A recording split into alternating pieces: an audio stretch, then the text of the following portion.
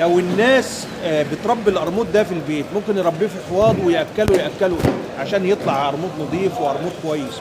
انا قلت لحضرتك هو علف اللي هو المخلفات المصانع زي البسكوت زي المعجنات دي، الحاجه بتخلي القرموط، النشويات دي بتخلي القرموط يكبر معاك بسرعه.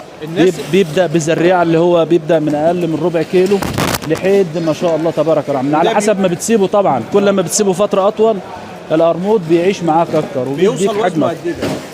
انا عندي القرموط من ربع كيلو ل 15 كيلو.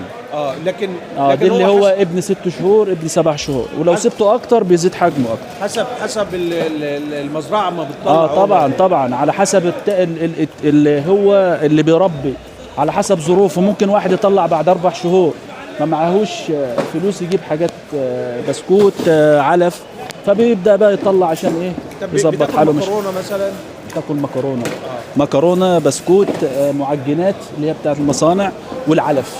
دي العلف. طيب ولو متربي مع الاسماك طبعا بياكل البخ الصغير اللي هو الاسماك.